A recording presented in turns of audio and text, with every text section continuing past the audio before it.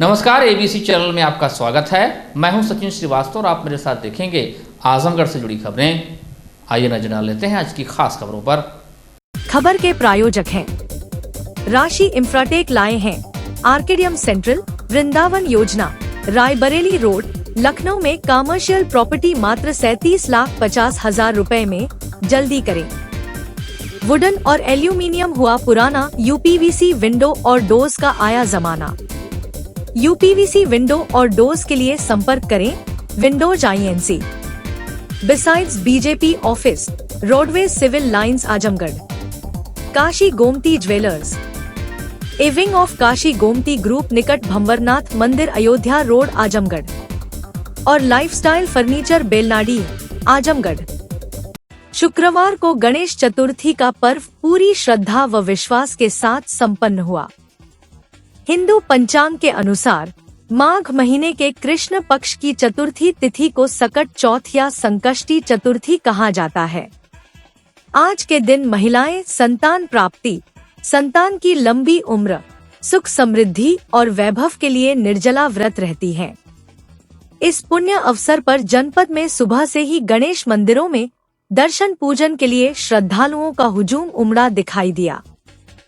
पर्व पर बड़ा गणेश मंदिर में भगवान गणेश का भव्य श्रृंगार कर उनकी पूजा और आरती के बाद श्रद्धालुओं के दर्शन पूजन के लिए कपाट खोला गया। कहते हैं गणेश चतुर्थी के पर्व का बड़ा महत्व है। इस दिन व्रत रहने और भगवान गणेश की पूजा करने से सभी मनोकामनाएं पूर्ण होती हैं। ठंड के बावजूद श्रद्धालुओं के उत्साह और आस्था में रत्ती भर की भी कमी नहीं देखी गई। चौथ के इस व्रत में दिन भर निराहार रहकर शाम को भगवान श्री गणेश की पूजा करने और रात्रि में चंद्रमा को अर्घ्य देने की परंपरा है। चंद्रमा को अर्घ्य देने के बाद ही महिलाएं अपना उपवास तोड़ती हैं। भगवान गणेश व चंद्रदेव से घर परिवार और संतान की सुख शांति की प्रार्थना कर व्रत का पारण उनके द्वारा किया जाता है।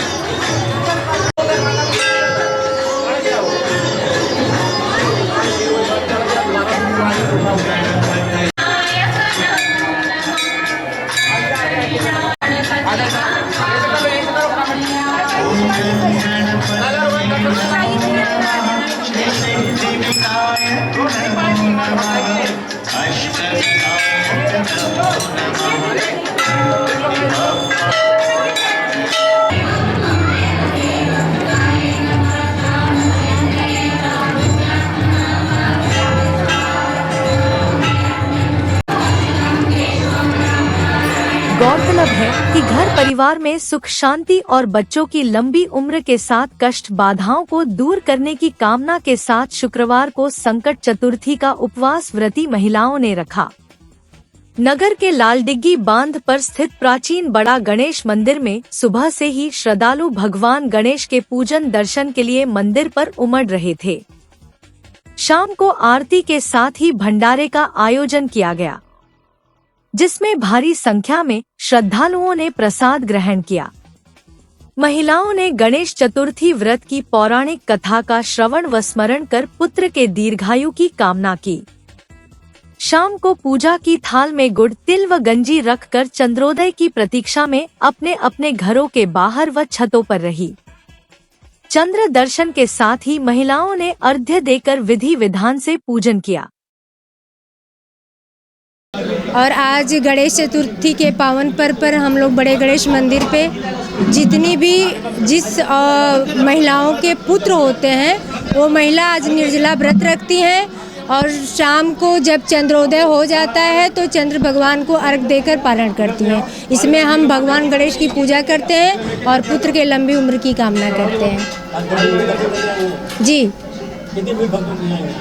यहाँ तो अब तक हजारों लोग दर्शन कर चुके हैं। सुबह यहाँ 7 बजे से लेकर अब तक पूरा लंबा तांता लगा हुआ है दर्शनार्थियों का। चौथ के अवसर पर जो है पुत्रों की दीर्घायु के लिए ये व्रत किया जाता है और इसलिए भगवान गणेश के हम लोग दर्शन और पूजन के लिए आए हैं। बस बच्चों की लंबी आयु और उनके जीवन में कोई कष्ट ना आए, वो खुश रहें सभी बच्चे। आजमगढ़ के कप्तानगंज थाना क्षेत्र के कौड़िया बाजार में बुधवार की रात 100 की स्पीड में आ रही बोलेरो ने बाइक को टक्कर मार दी। हादसे में बाइक सवार 2 युवकों की मौत हो गई, जबकि एक घायल हो गया। स्थानीय लोगों की मदद से उसे अस्पताल भिजवाया गया। वहीं मौके पर पहुंची पुलिस ने शव को पोस्टमार्टम के लिए भेज दिया। घटना के दूसरे दिन सड़क हादसे का सीसीटीवी फुटेज सामने आया है, जिसमें देखा जा सकता है कि 3 युवक एक ही बाइक पर सवार होकर आ रहे हैं कि अचानक से तेज रफ्तार बोलेरो से उनकी टक्कर हो जाती है। टक्कर इतनी भयानक थी कि बाइक घसीटते हुई कई मीटर आगे तक चली गई। इस बीच बाइक से तेज चिंगारी निकलती रही। हादसे में तीनों युवक बुरी तरह से घायल हो गए। कप्तानगंज थाना क्षेत्र के तोनारी गांव निवासी 28 वर्षीय परविंद्र अपने दोस्त 20 वर्षीय सुरेंद्र व 22 वर्षीय वीरेंद्र के साथ कौड़िया बाजार जा रहे थे। वह जैसे ही बाजार में सड़क पर कर रहे थे, तभी 100 की स्पीड से आ रही बोलेरो ने बाइक को जोरदार टक्कर मार दी। इस हादसे में तीनों गंभीर रूप से घायल हो गए। परिजन उन्हें लेकर जिला अस्पताल पहुंचे, जहां पर चिकित्सक ने परविंद्र व सुरेंद्र को मृत घोषित कर दिया। मौत की खबर मिलते ही परिवार में मातम छा गया। एक ही साथ 2 लोगों की मौत से पूरे गांव में सन्नाटा पसरा हुआ है। पुलिस ने शव को पोस्टमार्टम के लिए भेज दिया। मृतक सुरेंद्र 3 भाई व 1 बहन में दूसरे नंबर पर था। वहीं परविंद्र 1 पुत्र व 1 पुत्री का पिता था। वह खेती के काम के लिए मुंबई से 1 माह पूर्व घर आया था।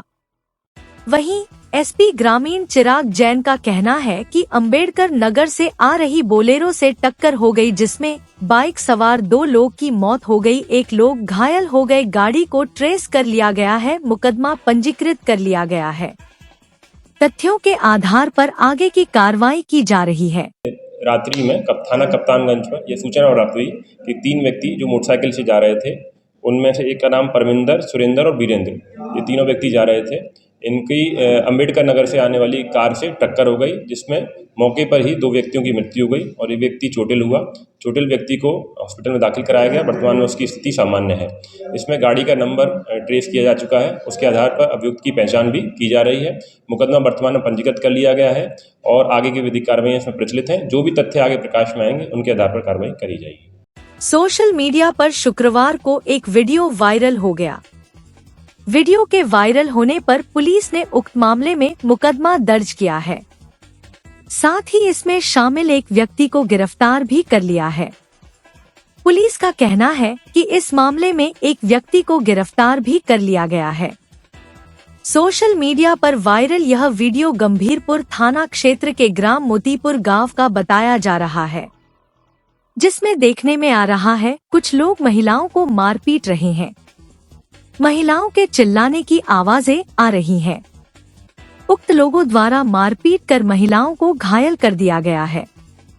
इस संबंध में पूछे जाने पर एसपी सिटी शैलेंद्र लाल ने बताया कि यह पट्टे की जमीन का मामला है, जिसमें राजस्व विभाग और पुलिस की टीम ने मौके पर जाकर मामले का निस्तारण कराया था। निस्तारण के बाद रात में दोनों पक्षों में मारपीट हो गई। इस मामले में पुलिस द्वारा मुकदमा दर्ज किया गया है। साथ ही एक लोगों की गिरफ्तारी भी हो गई है। जल्द ही दूसरे व्यक्ति को भी गिरफ्तार कर लिया जाएगा। ग्राम मोतीपुर थाना गंभीरपुर में पड़ता है। यहाँ पर दो पक्षों के बीच में पट्टे की ज़मीन को लेकर विवाद था। राजस्व की टीम मौके पर पहुंची थी दिन के टाइम और वहाँ पर इन्होंने समाधान कराया था। इसके उपरांत रात में इस वक्त दोनों पक्षों के बीच में पुनः मारपीट हुई है। इनका मेडिकल कराया गया। मेडिकल के आधार पर पुलिस के द्वारा मुकदमा पंजीकृत किया गया है 5 लोगों के विरुद्ध और इसमें पुलिस के द्वारा एक आदमी की गिरफ्तारी की जा चुकी है। शीघ्र ही अन्य अभियुक्तों के विरुद्ध पुलिस कार्रवाई करेगी। जनपद में राष्ट्रीय सेवा योजना के अंतर्गत छात्र पुलिस अनुभवात्मक अधिगम कार्यक्रम का द्वितीय चरण रिजर्व पुलिस लाइन में आयोजित किया गया। इस 30 दिवसीय कार्यक्रम का आयोजन भारत सरकार के युवा कार्यक्रम एवं खेल मंत्रालय के राष्ट्रीय सेवा योजना क्षेत्रीय निदेशालय उत्तर प्रदेश लखनऊ द्वारा किया गया।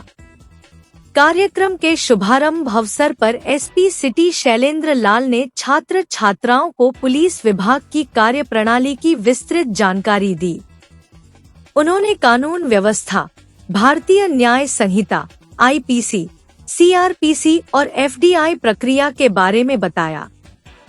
साथ ही शिकायत दर्ज करने की प्रक्रिया, भीड़ नियंत्रण, पुलिस पेट्रोलिंग और गिरफ्तारी प्रक्रिया की जानकारी भी दी। विशेष रूप से महिला सुरक्षा, साइबर अपराध, मादक पदार्थों से जुड़े अपराध और मानव तस्करी जैसे गंभीर विषयों पर भी चर्चा की गई। छात्रों को विभिन्न हेल्पलाइन नंबरों की जानकारी दी गई और डिजिटल अरेस्ट की प्रक्रिया से भी अवगत कराया। उन्होंने कहा कि पुलिस को पीड़ित का पीड़ा को महसूस करना जरूरी है। उसकी पीड़ा से जुड़कर ही समस्या का समाधान किया जा सकता है। कोई पीड़ित हमारे पास आता है, कोई हमारे पास, तो अपने आप को वहाँ रखिए और सोचिए कि कितना बुरा उसको लग रहा होगा, उसके परिवार को लग रहा होगा। जो आपके पास आए हैं उनके साथ आपको जुड़ाव रखना पड़ेगा, उनका कष्ट महसूस करना पड़ेगा। जब आप ये कष्ट महसूस करना शुरू करेंगे तब आप बेहतर ढंग से उस चीज को आप डील कर पाएंगे। फिर केवल ये नहीं रह जाएगा, फिर ये रहेगा कि इमीडिएटली इसको लेकर आइए और फला चीज करके मुकदमा कायम से हमारा बेसिक स्टार्ट होता है। जब हम किसी दूसरे के कष्ट से हम जुड़ते हैं, हम उसका समाधान करने की कोशिश करते हैं, जो जिस भी तरह छेड़खानी का हो सकता है, किसी भी तरह का हो सकता है, ठीक है। तो इसी तरह आपको उस स्थान पे रखेंगे, तब आप समझेंगे कि हाँ किसी तरह हमारे पास जैसे गर्ल्स आते हैं, बॉयज भी हमारे थाने पे आते हैं, तो गर्ल्स के लिए यहाँ पर हम लड़कियों को इसलिए रखते हैं जो कि गर्ल्स बेहतर ढंग से जो हमारे पास है महिला कांस्टेबल्स हैं, उनको हमारे पास जो मिलने के लिए जो आ रहे हैं, जो बहनें आ रही हैं, जो हमारी बेटियां आ रही हैं, तो उनको अपनी चीज कहने में किसी चीज का कोई संकोच ना हो, इसकी उनको हिचक हो सकता है कि उतने डिटेल में ना बता पाए, क्योंकि भावनात्मक तौर से वो जुड़ेगी। तो इसलिए हम वहाँ पे हेल्प डेस्क हमारे सभी थानों पर है। सबसे पहले वहाँ जाना चाहिए, जो हमारे महिला कांस्टेबल्स वहाँ तैनात है उनको बताना चाहिए कि हाँ ये हमारी समस्या है। फिर मंडलायुक्त विवेक ने मंडल के जनपदों में हुए विकास कार्यों की समीक्षा करते हुए समस्त मंडलीय एवं जनपदीय अधिकारियों को निर्देश दिया कि अपने अपने विभागों के संबंधित विकास कार्य की प्रगति को पोर्टल पर समय से फीड कराना सुनिश्चित करें। उन्होंने निर्देश दिया कि जिन कार्यक्रमों में जनपदों की रैंकिंग कम है, उससे संबंधित अधिकारी कार्यों में अपेक्षित प्रगति लाना सुनिश्चित करें तथा सही फीडिंग समय से कराएं। मंडलायुक्त ने शुक्रवार को अपने कार्यालय सभागार में आयोजित विकास कार्यों में मंडलीय समीक्षा बैठक की अध्यक्षता करते हुए निर्देश दिया कि सभी अधिकारी समय से कार्यालय आएं तथा अधीनस्थों की उपस्थिति भी समय से सुनिश्चित कराएं। मंडलायुक्त ने कहा कि जनपदीय अधिकारी मुख्यालय से बाहर जाने पहले जिलाधिकारी से अनुमति अवश्य प्राप्त करें। उन्होंने स्वास्थ्य, शिक्षा, समाज कल्याण, आईसीडीएस आदि विभागों के अधिकारियों को निरंतर भ्रमणशील रहकर विभागीय कार्यों का निरीक्षण करने की हिदायत दी।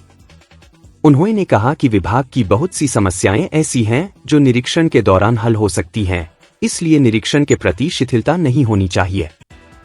मंडलायुक्त विवेक ने स्वास्थ्य विभाग के अधिकारियों से कहा कि सीएचसी, पीएचसी आदि का नियमित निरीक्षण कर स्वास्थ्य सेवाओं को सुदृढ़ कराया जाए। उन्होंने शिक्षा विभाग के अधिकारियों को विद्यालयों, विशेष रूप से कस्तूरबा गांधी बालिका विद्यालयों को चेक कर उपलब्ध सेवाओं का लाभ दिलाए जाने के निर्देश दिए। इसी प्रकार छोटे बच्चों मिलने वाले पोषक तत्वों की जांच आंगनबाड़ी केंद्रों पर जाकर करने हेतु आईसीडीएस के अधिकारियों को निर्देशित किया। मंडलायुक्त विवेक ने बैठक में मुख्य रूप से उन विभागों को चिन्हित किया जिनकी प्रगति व ग्रेडिंग मुख्यमंत्री डैशबोर्ड पर प्रदर्शित विवरण के आधार पर संतोषजनक नहीं पाई गई। इन विभागों के जनपदीय अधिकारी को भी बैठक में उपस्थित रहने का निर्देश दिया गया था।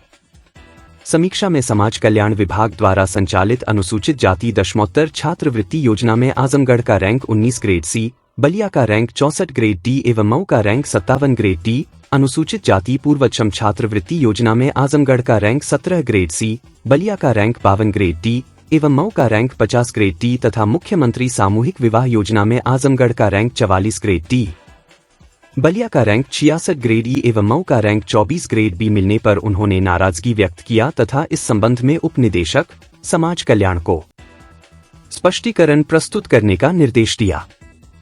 इसके अलावा इन तीनों योजनाओं में जनपद बलिया की प्रगति खराब मिलने पर जिला समाज कल्याण अधिकारी बलिया से भी स्पष्टीकरण तलब किया। जनपद मऊ में लोक निर्माण विभाग के स्तर पर 3 कार्यों सेतुओं का निर्माण, नई सड़कों का निर्माण एवं सड़कों के अनुरक्षण में विगत माह में ग्रेडिंग A+ थी, परंतु अब घटकर क्रमशः CB एवं C हो गई है। मंडलायुक्त इसे संबंधित अधिशासी अभियंता की लापरवाही माना तथा अधिशासी अभियंता लोनिवी मऊ को स्पष्टीकरण प्रस्तुत करने का निर्देश दिया। यूनिसेफ की रिपोर्ट में आजमगढ़ में स्वास्थ्य विभाग के टीकाकरण सत्र स्थल पर लॉजिस्टिक उपलब्धता कम मिलने पर इस संबंध में CMO आजमगढ़ से तथा बैठक से अनुपस्थित रहने के कारण उप निदेशक पर्यटन को भी स्पष्टीकरण प्रस्तुत करने हेतु निर्देशित किया। उन्होंने आगाह किया कि यदि भविष्य में कार्यों में अपेक्षित प्रगति नहीं आती है तो संबंधित अधिकारी के विरुद्ध कार्यवाही हेतु शासन को संस्तुति प्रेषित कर दी जाएगी। उन्होंने विद्यालयों में मध्याह्न भोजन एवं विद्यार्थियों की उपस्थिति की समीक्षा में मंडल के तीनों जनपदों की ग्रेडिंग ही मिलने पर असंतोष व्यक्त किया तथा जिला बेसिक शिक्षा अधिकारियों को निर्देश दिया कि स्वयं विद्यालयों का निरीक्षण करें एवं खंड शिक्षा अधिकारियों की जिम्मेदारी तय करें। इस अवसर पर जिलाधिकारी आजमगढ़ नवनीत सिंह चहल, जिलाधिकारी मऊ अरुण कुमार मिश्र, जिलाधिकारी बलिया अरुण कुमार लक्षकार, CDO मऊ प्रशांत नागर, CDO बलिया ओजस्वी राज, अपर आयुक्त प्रशासन शमशाद हुसैन, संयुक्त विकास आयुक्त धर्मेंद्र प्रताप सिंह, मुख्य अभियंता लोनिवी योगेंद्र सिंह, मुख्य अभियंता विद्युत नरेश कुमार, जिला विकास अधिकारी आजमगढ़ संजय कुमार सिंह, मंडलीय अर्थ एवं संख्या अधिकारी डॉक्टर नीरज श्रीवास्तव व हेमंत कुमार, उप निदेशक मत्स्य डॉक्टर RK गौड़, उप निदेशक समाज कल्याण RK चौरसिया, उप निदेशक दिव्यांगजन सशक्तिकरण मीनू सिंह सहित अन्य विभागों के मंडलीय एवं जनपदीय अधिकारी उपस्थित थे। शुक्रवार को आजमगढ़ के महाराजगंज थाना क्षेत्र की निवासिनी प्रियंका मौर्य ने दर्जनों ग्रामीण महिलाओं के साथ SP और DM को शिकायती पत्र सौंपा और न्याय की गुहार लगाई। प्रियंका मौर्य का कहना है कि उनकी व उनके परिवार की जिंदगी खौफ और डर के साये में बीत रही है। प्रियंका ने बताया कि एक महिला जो कटिहारी थाना घोसी जनपद मऊ की निवासी है ने उनके देवर के खिलाफ गंभीर आरोपों में मुकदमा दर्ज कराया था। इसके बाद महिला ने प्रियंका के घर आकर हंगामा किया, गाली गलौज की और जान माल की धमकी दी। प्रियंका ने बताया कि महिला ने उनके घर के CCTV कैमरे तोड़ दिए और आत्मदाह की धमकी दी। प्रियंका मौर्य ने स्थानीय थाने में भी शिकायत की, लेकिन कोई कार्रवाई नहीं हुई। इसके बाद उन्होंने अपने परिवार की सुरक्षा के लिए शुक्रवार को SP और DM को शिकायती पत्र सौंपा और उचित कार्रवाई की मांग की।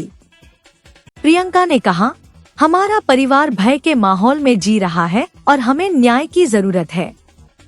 अब प्रियंका मौर्य और अन्य महिलाएं उम्मीद कर रही हैं कि प्रशासन जल्द ही इस मामले में कार्रवाई करेगा। सर, हमारे देवर हैं अशोक मौर्य, वो एक लड़की से बात और वो जेल में भी रहे 3 महीना। फिर वो पहले भी हम लोग के घर आती थी, परेशान करती थी, जब मतलब जेल नहीं हुई थी तब भी। फिर जेल हो गई, उसके बाद भी परेशान करती हैं, आती हैं, मरने की धमकी देती हैं। और कल पेट्रोल भी लेकर आई थी रात में हम लोग सो गए थे, करीब 9:30 बजे रात को आई, सब लोग सो गए थे। उसके बाद आई, उसके बाद मतलब बल्ब सब बंद कर दी, बाहर से बंद करके फिर अब रिकॉर्ड वो लगा था कैमरा वैमरा सब तोड़ के फिर मतलब पेट्रोल छिड़कने के मरने जा रही थी और कह रही थी कि मतलब सबको मार डालेंगे, मार के तब मरेंगे। और जब भी आती हैं तब यही कहती हैं सबको मार के तब मरेंगे। आखिर क्यों ऐसा कर रही हैं? मतलब उनसे शादी करने को कहते हैं, हम शादी नहीं करेंगे, हम ऐसा कुछ किए ही नहीं हैं। और मुकदमा भी चल रहा है। कह रहे हैं जो कोर्ट कहेगा वो हम करेंगे, चाहे जो भी होगा हमें मंजूर है। कहाँ की रहने वाली हैं ये? कटिहारी के हैं, मऊ घोसी थाना है शायद वहाँ का। इसके पहले भी आप लोगों ने एप्लीकेशन दिया? हाँ, कई बार हो चुका है सर, और लेकिन कार्रवाई कुछ भी नहीं होती है। 100 नंबर पे हाँ फ़ोन किए तो वहाँ से भी पुलिस आई थी, और फिर मतलब एसपी के यहाँ एप्लीकेशन रात में गए दिए तो वहाँ से भी पुलिस आई, लेकर जाते हैं लोग, फिर सुबह वही काम है, हाँ छोड़ देते हैं, और फिर वो 2-4 दिन बीतता है, फिर वही आकर नौटंकी करती हैं। गांव वाले भी सब लोग हमारे साथ आए हैं, पूछे, सब लोग जानते हैं कि पूरा गांव में यही तांडव बस मचाई है। मतलब मेन उद्देश्य मतलब शादी का? हाँ, शादी है, और मतलब वही सबको फंसाने का मेन उद्देश्य उनका है कि बस सबको बर्बाद करेंगे, फंसाएंगे। आज कहाँ पे एप्लीकेशन आती है? यहाँ कलेक्ट्रेट एसपी ऑफिस में देने आए हैं, और वहाँ पे कलेक्ट्रेट भवन में दिए हैं, डीएम साहब के यहाँ हाँ दिए हैं वहाँ पे। हमें भी न्याय चाहिए, हमें भी न्याय चाहिए। मतलब वो महिला है, उनकी सुनवाई हर जगह हो रही है, लेकिन हमारी सुनवाई नहीं हो रही है। हम 3 छोटे बच्चों को लेकर हम रहते हैं घर पे अकेले, और हमारी माँ है, मतलब सासू माँ है। क्या लगती हैं जो? उनकी भाभी लगते हैं। हाँ, हम लोग कुछ भी नहीं किए, फिर भी हम लोग को बार-बार आके प्रताड़ित करती हैं, मरवाने की धमकी देती हैं। शादी वगैरह हुई? नहीं, अभी कुछ नहीं, शादी नहीं हुई है। मतलब दबाव बना रही हैं इस तरीके से? हाँ, बस दावत जबरदस्ती बस। यहाँ प्रॉपर्टीज शुरू होती है सिर्फ 37,50,000 से। आज हम आए हैं यहाँ रायबरेली रोड पर कालिंदी पार्क के पास आर्केडियम सेंट्रल में। ये कमर्शियल प्रॉपर्टी है जिसे डेवलप किया है राशि इंफ्राटेक ने, और आपको मिलेगी वृंदावन योजना सेक्टर 2 के अंदर। यहाँ पर आपको मिलेंगी modern amenities just like food court, restaurant, round the clock security, 100% power backup. And contact details के लिए स्क्रीन पर दिए हुए नंबर पर कनेक्ट करें। Kashi Gomti jewellers, a wing of Kashi Gomti group, निकट भंबरनाथ मंदिर, अयोध्या रोड, आजमगढ़।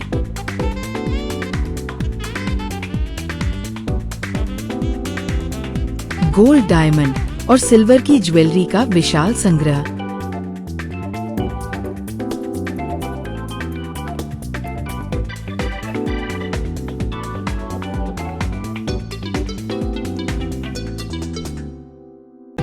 शादी के गहनों का संपूर्ण पैकेज मात्र 1,51,000 रुपए में। शुद्धता की 100% गारंटी। खूबसूरत लम्हों को बनाएं और यादगार। पहुँचे काशी गोमती ज्वेलर्स, निकट भंबरनाथ मंदिर, Ayodhya road, Azamgarh. Lifestyle furniture, Belnadi, Azamgarh. सभी प्रकार के फर्नीचर एवं इलेक्ट्रॉनिक सामानों की भरपूर रेंज उपलब्ध। हमारे यहाँ EMI की सुविधा 0% ब्याज पर उपलब्ध। इलेक्ट्रॉनिक सामानों में LED TV, refrigerator, washing machine, air conditioner, air cooler, deep freezer, water cooler, mixer juicer, iron, fan, induction, battery, inverter, electric geyser, gas geyser, आटा चक्की इत्यादि। फर्नीचर के सामानों में बेड, गद्दा, सिंगारदान, अलमीरा, sofa, table, chair, rack, stool, संदीली, सीढ़ी, डाइनिंग टेबल, झूला आदि। शादी विवाह की हो तैयारी या ऑफिस और घर के लिए सामानों की करनी हो खरीदारी, पहुँचिए लाइफस्टाइल फर्नीचर, बेलनाडी, आजमगढ़।